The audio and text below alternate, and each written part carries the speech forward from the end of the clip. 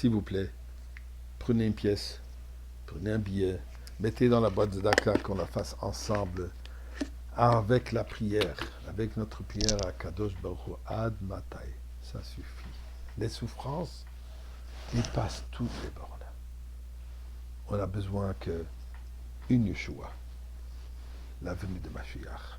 Ceci va régler tous les problèmes et ceci sera est la seule consolation pour ce temps tragique dans lequel nous vivons. C'est un moment où des paroles sont très difficiles, mais parfois il y a une histoire qui encapsule, qui enveloppe, qui nous démontre exactement qui nous sommes, c'est quoi notre force, c'est quoi notre persévérance. Eh bien, voici une histoire qui circule, ce qu'on appelle les social media, et fort possible que vous l'avez lu, mais elle mérite d'être partagée et relue et entendue, et surtout l'absorber. Eh bien, l'histoire qui est racontée avec un jeune garçon au nom d'Ariel Zohar, qui est de la ville de Kibbutz Nir Oz, qui est près de Gaza. Simchat Torah le matin, Ariel s'est levé pour aller courir comme il a l'habitude de faire. Et pendant son absence, malheureusement, toute sa famille, son père, Yaniv, sa mère, ses deux sœurs aînées, et son grand-père maternel, Chaim Livne, ont tous été assassinés par ces tueurs, ces terroristes. La semaine dernière, il a dû sangloter en disant le Kaddish pour toute sa famille. Et ces jours-ci, il aura sa bar mitzvah, où il va monter, il va célébrer sa bar mitzvah sans sa famille, avec un grand-père qui est resté vivant. Ses parents lui avaient déjà acheté une paire de tefilines pour la bar mitzvah. Mais il avait une demande spéciale.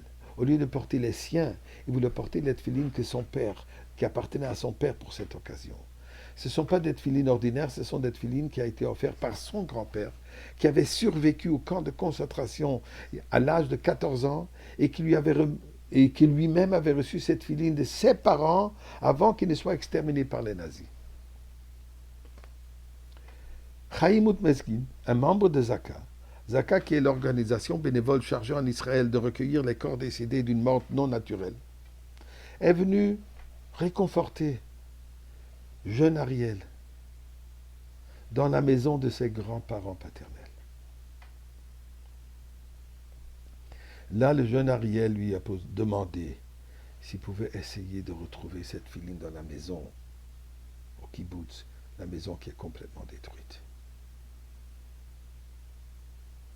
Chaim Utmeskin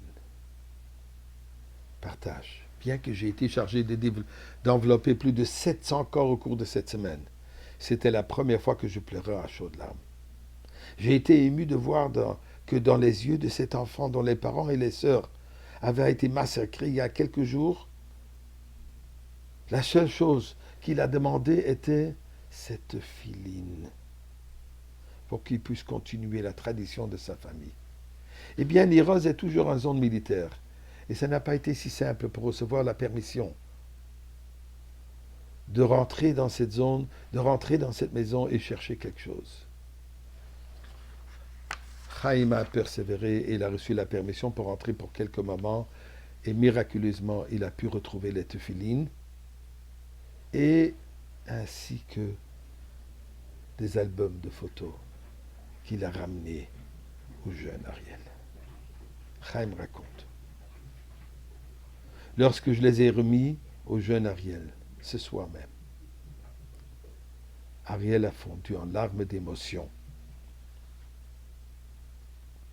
apprenant qu'il avait été retrouvé, que les tefilines ont été retrouvées, et pour qu'il puisse les porter pour sa bar mitzvah.